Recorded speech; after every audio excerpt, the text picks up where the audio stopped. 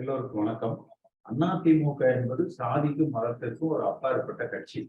ஆனா இன்றைக்கு அதிகமாக ஒரு சாதிய ரீதியான ஒரு பிளவு அல்லது கருத்து வேறுபாடுகள் அதிமுக அதிகமாகிக் கொண்டிருக்கிறது.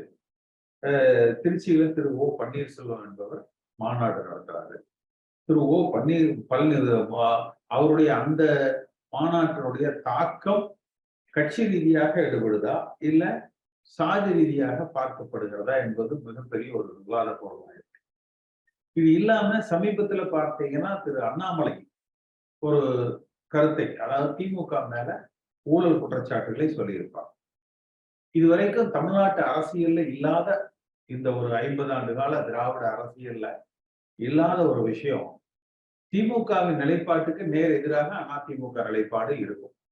திமுக மீது ஒரு ஊழல் குற்றச்சாட்டு என்றால் அதிமுகவிலிருந்து ஆம், அது விசாரிக்கப்பட வேண்டும், திமுக என்பது ஊழல் கட்சி என்றுதான் சொல்லுவாங்க. ஆனா முதல் முறையாக எடப்பாடி பழனிசாமியும் அவரை சார்ந்தவர்களும் பார்த்தீங்கன்னா திமுக மீது ஊழல் குற்றச்சாட்டுகளை சொன்ன அண்ணாமலையை தாக்கி பேசுறாங்க. பாஜகவும் திட்டமிட்டு என்ன செய்யறாங்கன்னா, அவர்களும் இப்ப திமுக மீது சொல்லிட்டோம், மீண்டும் விரைவாக அதிமுக இந்த முன்னாள் அமைச்சர்களை பற்றிய ஊழல் குற்றச்சாட்டுகளையும் சொல்லுவோம். அப்ப இயற்கையாகவே பார்த்தீங்கன்னா திமுக இன்றைய அமைச்சர்கள் அதிமுகவில் இருக்கிற முன்னாள் அமைச்சர்கள் ஒரு புள்ளியில இணையறாங்க. இதுதான் பாரதிய ஜனதா கட்சி எதிர்பார்க்கும். நீங்க அண்ணாமலை சொன்ன கருத்துக்கள் முட்டாள்தனமானதாக இருக்கலாம், ஏற்புடையது இல்லாம இருக்கலாம், அது உண்மைக்கு மாறாக இருக்கலாம். நம்ம அந்த விவாதத்துக்குள்ள போகல. ஆனால் பாஜகவும் அண்ணாமலையும் திட்டமிட்டு செய்வது என்பது இரண்டு திராவிட கட்சிகளும் ஊழல் கட்சிகள் என்கிற புள்ளியில அவர்கள் மக்கள் மத்தியில் அந்த பிரச்சாரத்தை கையில் எடுக்கிற பொழுது, இதுவரை புரட்சி தலைவர் எம்ஜிஆர் காலத்திலையும் சரி, அம்மா காலத்திலையும் சரி, திமுக மீது அதிமுகவும் அதிமுக மீது திமுகவும் குற்றம் சுமத்துவார்கள். அப்ப அதுலதான் தமிழ்நாடு என்பது ஒரு திராவிட பூமியாக, திமுகவுக்கு மாற்று அதிமுக, அதிமுகவுக்கு மாற்று திமுக என்கிற அளவுல இருக்கும். ஆனால் முதல் முறையாக அந்த குற்றச்சாட்டுகளை சொன்ன அண்ணாமலை மீது திமுக அதிமுக ரெண்டு பேரும் இணைந்து எதிர்க்கிறாங்க. அப்ப இதுதான் பாஜக எதிர்பார்ப்பது. அப்ப இரண்டு திராவிட கட்சிகளுக்கு மாற்றாக அவர்கள் இங்கு பாரதிய ஜனதாவுடைய, இந்துத்துவாவுடைய RSS சித்தாந்தங்களை தமிழகத்தில் விதைக்க நினைக்கிறாங்க. அப்ப அதிமுக தொண்டர்கள், ஏன்னா அதிமுக இருக்கிற இந்த முன்னாள் அமைச்சர்கள் வேண்டுமானால் தங்களை காற்றுக் கொள்வதற்கு இந்த நிலைப்பாடு எடுக்கலாம். நம்முடைய நிலைப்பாடு என்பது புரட்சி தலைவர் எம்ஜிஆர் அவர்கள் எந்த வழியில் பயணித்தாரோ, அம்மா அவர்கள் எந்த வழியில் பயணித்தார்களோ, திமுக என்பது ஒரு ஊழல் விருத்த கட்சி, ஊழல் கட்சி என்பதுலதான் நம்ம குறியாக இருக்கணும். அதிமுக சிலர் தவறு செய்திருந்தால் நீங்கள் அவர்கள் மீதும் நடவடிக்கை எடுக்க என்பதாக நம்முடைய கருத்து இருக்கிற பொழுதுதான் நாம் பாஜகவுடைய வளர்ச்சியை தடுத்து திமுகவுக்கு மாற்றாக அதிமுக தான் தமிழகத்தை ஆள தகுதியுள்ள கட்சியாக நாம் தமிழகத்துல வளர்த்தெடுக்க முடியும். இது ஒன்று. இரண்டாவது பார்த்தீங்கன்னா, திரு எடப்பாடி பழனிசாமி நேற்று பேட்டியில் இன்னொரு விஷயத்தை சொல்லியிருப்பார். டெல்லியில கெஜ்ரிவால் குறித்து அந்த மதுபான கொள்கைகள்ல ஒரு அந்த வழக்கு குறித்து கேட்பாங்க. அதிமுக என்பது அகில இந்திய அண்ணா திராவிட முன்னேற்ற கழகம். அப்ப அகில இந்திய அளவுல நாம் அரசியல் செய்கிற கட்சியாக இருக்கிறோம் என்பதுலதான் அகில இந்திய அதிமுக என்று அதற்கு பெயர்.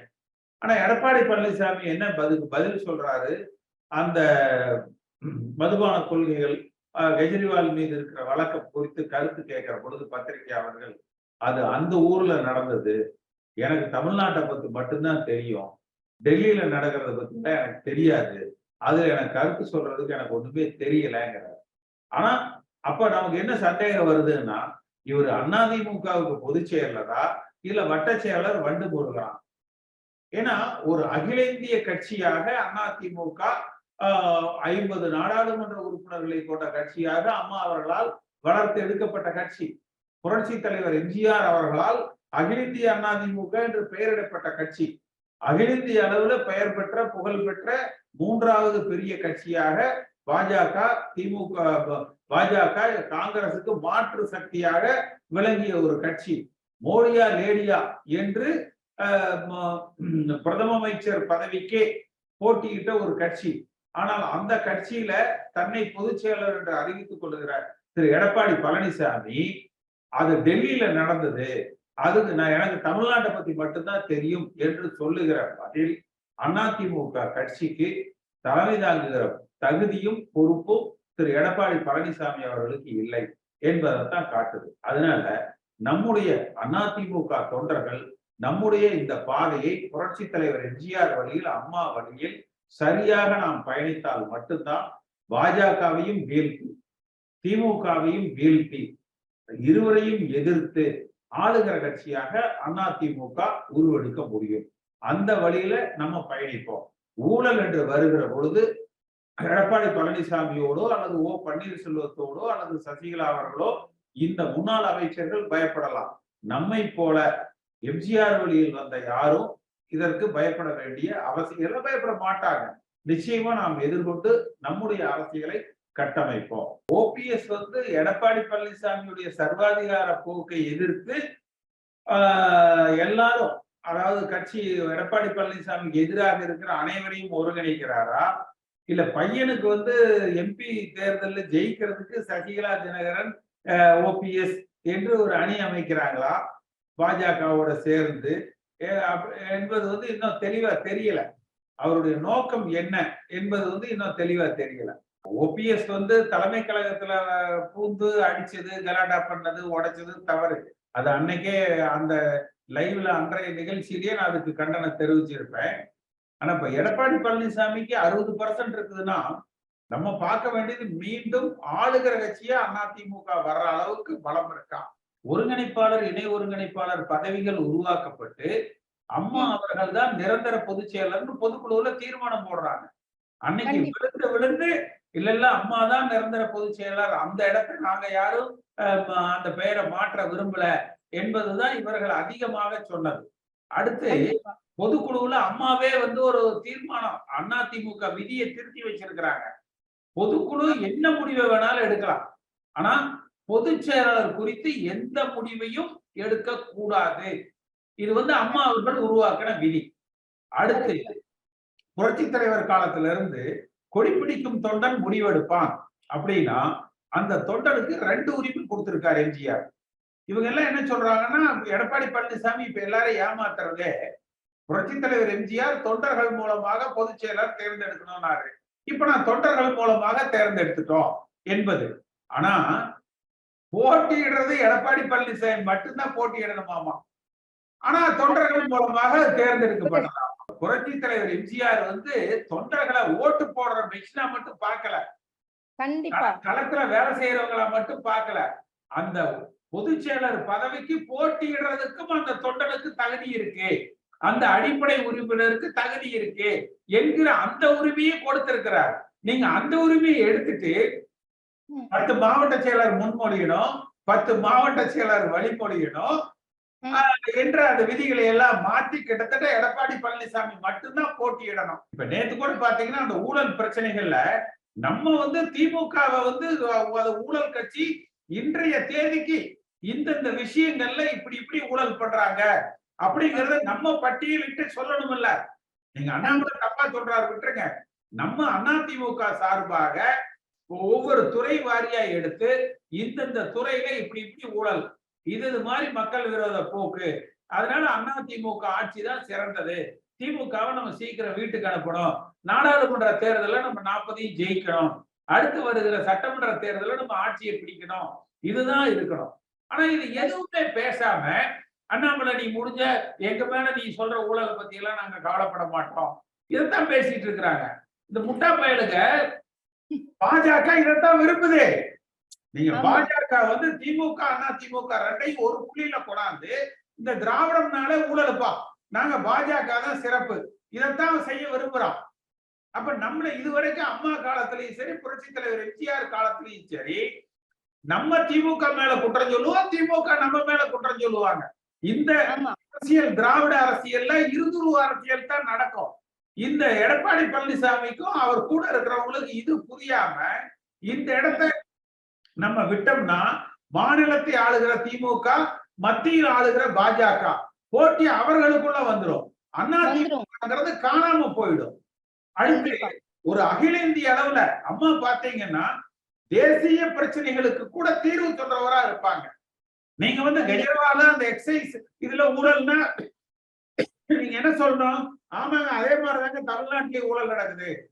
அங்க டெல்லியில நடவடிக்கை எடுத்த மாதிரி நீங்க வந்து தமிழ்நாட்டுல ஸ்டாலின் மீதோ ஸ்டாலின் குடும்பத்தின் மீதோ அந்த துறைக்கு பொறுப்பாளராக இருக்கிற செந்தில் பாலாஜி மீது நீங்க நடவடிக்கை எடுக்கணும். இதைத்தான் நாங்க வலியுறுத்திட்டு இருக்கிறோம். நீங்க பேசணும். அதை விட்டுட்டு எனக்கு அதை பத்தி எல்லாம் தெரியாதுங்க அப்படின்னா நீ என்ன வட்ட செயலர் வண்டு முருகனா என்ன? ஒரே ஒருங்கிணைப்பாளர் தாங்க, அது எடப்பாடி பழனிசாமி தாங்கன்னு இருக்க வேண்டியதானே? அவங்க என்ன அந்த அம்மா என்ன சொல்றாங்கன்னா, அதாவது நிரந்தர பொதுச் செயலருங்கிறது அம்மா மட்டும்தான், அந்த பதவியில வேற யாரும் உட்கார மாட்டோம் அப்படித்தானே இவங்க சொல்லி ஒருங்கிணைப்பாளரை இணைய ஒருங்கிணைப்பாளரை உருவாக்குனாங்க. அப்படியே வந்து நீங்க வந்து பொய் சொல்லி ஏமாத்துறீங்க தொண்டர்கள் அம்மா பேர் சொல்லி. நீங்க 2 பேர் இருக்க முடியாதுன்னா ரைட், இணை ஒருங்கிணைப்பாளர்லாம் வேணாங்க, ஒரே ஒரு ஒருங்கிணைப்பாளர், அதுக்கான தேர்தல் கட்சியினுடைய தலைமைங்கிறது ஒருங்கிணைப்பாளர் தான் அப்படின்னு நடத்திட்டு போங்க. பழனிசாமியுடைய நோக்கம் பன்னீர்செல்வத்தை வீழ்த்துறதா, ஸ்டாலினை வீழ்த்திட்டு ஆட்சியை பிடிக்கிறதா? கொங்கு பெல்ட் எங்க ஊரு, இந்த இதுல இந்த மண்டலம் பூரா பின்னால நிக்குது, நாங்க தான் ஸ்ட்ராங். சரிங்க, ஒரு 5000 ஓட்டுல தோத்திருந்தா பரவாயில்ல, 10,000 ஓட்டுல தோத்திருந்தா பரவாயில்ல. அதிமுக ஒரு சட்டமன்ற தேர்தல 66,000 ஓட்டு வித்தியாசத்துல ஈரோட்டுல தோற்கிற இடமா என்னது? அம்மா வந்து மருங்காபுரியிலையும் மதுரை கிழக்கிலையும் அதிமுகவுக்கு தலைமை பொதுச் செயலாளராக பொறுப்பெடுத்த உடனே அன்னைக்கு திமுக ஆட்சி, அம்மா போன கார்ல லாரிய கொண்டாந்து அடிச்சு கொலை முயற்சி எல்லாம் நடந்தது. ஆனா அந்த 2 தொகுதியில அவங்க வந்து இடைத்தேர்தல ஜெயிச்சாங்களா இல்லையா? ஜெயிச்சாங்க சார். அப்படியே இப்ப ஜெயிக்க முடியல எடப்பாடி பழனிசாமினால சார். வரப்போற நான் சொல்றது ஒன்றுபட்ட அதிமுக தேவைங்க. நீங்க வந்து அதாவது கட்சியில இருக்கிற எல்லாரும் ஒன்னா இருந்தால் மட்டும்தான் பலம். அம்மாவே ஜே அணி பிரிஞ்ச பொழுது ரெண்டையும் ஜாக்கு என்ன ஓட்டு வந்தது? அப்ப 22% ஓட்டு, 27 சீட்டு. ஜே அணிக்கு 10% ஓட்டு, ஒரே ஒரு எம்எல்ஏ சீட்டு. ஆனா அம்மா என்ன முடிவு பண்ணாங்க?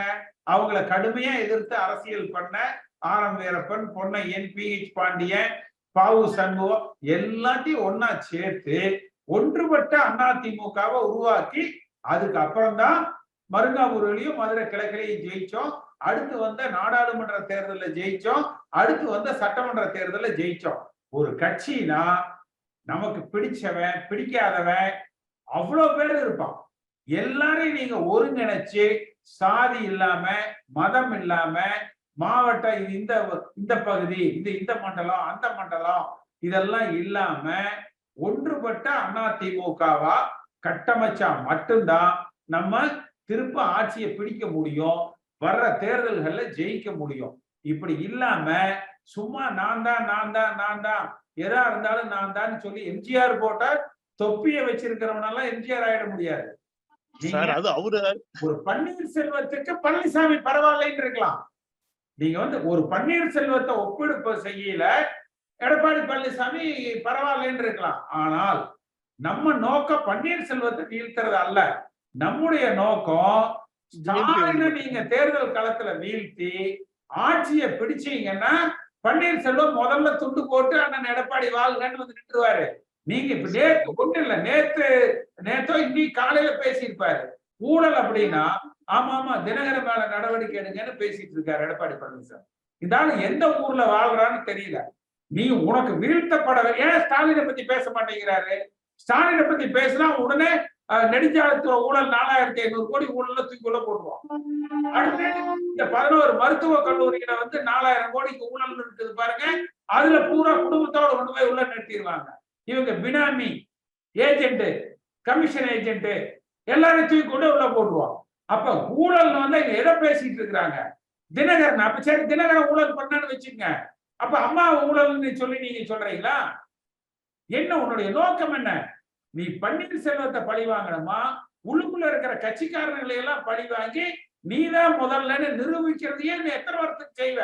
அம்மா இறந்தது 2016, இன்னைக்கு 23, 7 வருஷம் ஆச்சு இல்ல? 7 வருஷம் ஆச்சு. எத்தனை வருஷத்துக்கு இதை பேசிட்டு இருப்பீங்க? நம்முடைய நோக்கம் வந்து அட எல்லாம் வாங்கப்ப எல்லாம் ஒன்னா இருந்து செய்யலாம். அதுல நீ வேணா முதல்ல இருந்துக்க, யார் வேண்டாங்கிறா? இருந்து நீ திமுகவை வீழ்த்தி ஆட்சி அமைக்கிற கட்சியாக அதிமுக உருவாக்கப்படணும். எடப்பாடி பழனிசாமி இன்னைக்கு வரைக்கும் அதை நோக்கி நகர்றதே கிடையாது. ஒரு அந்த ஒன்றிய செயலர் அரசியல் பண்ணுவாங்கல்ல, அந்த வட்டத்துக்குள்ளதான் வந்து அவர் அரசியல் பண்ணிக்கிட்டு இருக்கிறாரே ஒழிய நாடு தலைவி அதிமுகங்கிறது அகில இந்திய அதிமுக. நீங்க மத்திய அரசாங்கம் செய்யற தவறுகளை நீங்க சுட்டி காட்டணும், மாநில அரசாங்கம் செய்யற தவறுகளை சுட்டி காட்டணும். குண்டு சட்டிகளை குதிரை ஓடிட்டு இருந்து நீங்க எப்படி தமிழ்நாடு பிடிப்பீங்க? அப்புறம் எப்படி நாடாளுமன்ற தேர்தலை வந்து நம்ம வெற்றி பெற முடியும்? நாடாளுமன்ற தேர்தல் தான் ஒரு ட்ரெண்ட் ஃபார்ம் ஆகும். நீங்க அம்மா இருக்கையில 2014ல மோடியா லேடியான்னு தனிச்சு நின்னாங்க. அதுல அவங்க வந்து 38 39 தொகுதியில ஜெயிச்சாங்க. அதுதான் 2016ல தனிச்சு நின்று அதிமுக ஜெயிச்சுது. அப்ப நீங்க எப்படி வந்து நாடாளுமன்ற தேர்தல் எங்களுக்கு வேணாங்க, அதெல்லாம் யாரோ பார்த்துட்டு போங்க, ஆனா அடுத்து வர்ற சட்டமன்ற தேர்தலை நாங்க பாத்துக்கிறோம்னா நாடாளுமன்ற தேர்தல் முடிஞ்சோன்னா மோடி முட்டி தட்டி இந்த இடத்துக்குள்ள போட்டுருவான். நாடாளுமன்ற தேர்தல்ல ஏதோ கொஞ்சம் பிஜேபிக்கு பிரயோஜனமா இருக்குங்கிறதுனாலதான் எடப்பாடி, வேலுமணி, தங்கமணி, இவங்க கூட சுகாதார விஜயபாஸ்கர் இவங்களை எல்லாம் வெளியில விட்டு வச்சிருக்கிறாங்க. நாடாளுமன்ற தேர்தலுக்கு இவங்கனால பிரயோஜனம் இல்லைன்னா முட்டி தட்டி கொண்டு போய் உள்ள போட்டுருவான். ஏன்னா இவங்க கொஞ்சம் நஞ்சமா பண்ணியிருக்காங்க. இவன் லஞ்சம் வாங்கி பிஜேபிக்கே கொண்டு போய் கொடுக்குறான், அவங்களுக்கே பர்சன்டேஜ் கொடுக்குறான். அப்ப அவன் என்ன நினைக்கிறான், நம்ம கொடுக்குற 10% எவ்வளவு இருக்குன்னா இன்னும் அவன் இருக்கிற 90% எவ்வளவு இருக்குன்னு அவன் பாப்பான்ல. அப்ப ஒரு சரியான, அதாவது தலைவருக்கு உண்டான தகுதி எடப்பாடி பழனிசாமிக்கு இல்லைங்க. நீங்க ஒரு தலைவராக இருக்கிற பொழுது அந்த அவுட்லுக் டிஃபரண்ட். ஒரு கிளை செயலருடைய சிந்தனைக்கும் நகர செயலர் சிந்தனை எப்படி இருக்கும்? கிளை செயலர் கிளை மட்டும் பார்ப்பாங்க, நகர செயலர் அந்த நகரத்துல என்னன்னு பார்ப்பாங்க, ஒன்றிய செயலர் அந்த ஒன்றியத்துல என்னன்னு பார்ப்பாங்க, மாவட்ட செயலர் அந்த மாவட்டத்துல என்னன்னு பார்ப்பாங்க. நீ மாநிலம் முழுக்க அகில இந்திய அதிமுகன்னு வந்துட்டால் உனக்கு உலக அரசியல் தெரியணும், இந்திய அரசியல் தெரியணும். தமிழ்நாடு இதுல ஏகோபித்த சாதி மதம் இதெல்லாம் கடந்து எல்லாரும் ஏற்றுக்கொள்ளுகிற தலைவராக இருக்கணும். அது இல்லையே. இது இல்லாம நம்ம எங்க போய் ஆட்சியை பிடிப்போம்? எல்லாரும் இணைஞ்சு செயல்படலாம், சசிகலா உள்பட. அதுல எனக்கு மாற்று கருத்து கிடையாது. கண்டிப்பா ஒரு ஊழல் தண்டனை பெற்ற குற்றவாளி அதிமுக கட்சிக்கு தலைமை ஏற்க முடியாதுங்க சார். இதெல்லாம் யாரா வேணாலும் இருக்கட்டும் சார், சும்மா இந்த சென்டிமெண்ட் எல்லாம் போட்டு ஊழல் தண்டனை பெற்ற குற்றவாளி அதிமுக கட்சிக்கு முடியாது.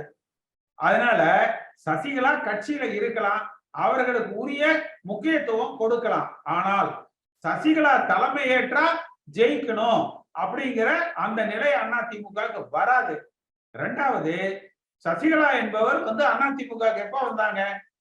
86ல வந்தாங்க, 87ல வந்தாங்க. நாங்கெல்லாம் புரட்சி தலைவர் எம்ஜிஆரோடு முன்னாடி கூட ஒருத்தர் பேசினாரு, 72ல இருந்து இந்த கட்சியில இருந்து வர்றவங்க. நாங்க போய் அந்த அம்மாவுக்கு பின்னால நின்று எங்களுக்கு ஒரு பதவி வேணும் அப்படி. இது எம்ஜிஆரை நம்பி வந்தவங்க யாருமே பதவிக்காக இந்த கட்சிக்குள்ள வந்தவங்களே கிடையாது. பதவிக்காகவோ காசு சம்பாதிக்கிறதுக்கோ வந்தவங்க கிடையாது. அதை புரிஞ்சுக்கங்க. அதனால சசிகலாவை இணைச்சு செயல்படலாம்னு சொல்லுங்க, அது ஏத்துக்கலாம். ஆனா சசிகலாவுக்கு போங்க, அந்த அம்மா உங்களுக்கு ஒரு பதவி கொடுப்பாங்கன்னா அந்த பதவி எல்லாம் பார்த்தீங்க யாரும் கிடையாது. சில பேர் எடப்பாடி பழனிசாமி சொல்லலாம், சில பேர் பன்னீர்செல்வத்தை சொல்லலாம். எதாக இருந்தாலும் நோக்கம் ஒண்ணுதான். அதிமுக என்கிற புரட்சி தலைவர் எம்ஜிஆர் உருவாக்கிய இந்த இயக்கம் வலிமையான இயக்கமாக, தேர்தல்களில் வெற்றி பெறுகிற இயக்கமாக இருக்க வேண்டும் என்பதுதான். அதை நோக்கி நம்ம பயணிப்போம். என்னுடைய மனப்பூர்வமான நன்றி. இந்த காணொலியை காணும் தமிழ் உள்ளங்களுக்கு ஒரு அன்பான வேண்டுகோள். சேனலை சப்ஸ்கிரைப் பண்ணிட்டீங்களா? பண்ணலனா மறக்காம சப்ஸ்கிரைப் பண்ணுங்க. சப்ஸ்கிரைப் பட்டனையும் பெல் ஐக்கனையும் உடனடியாக கிளிக் பண்ணுங்க. உங்கள் அன்பும் ஆதரவும் என்றைக்கும் எங்களுக்கு தேவை. நன்றி.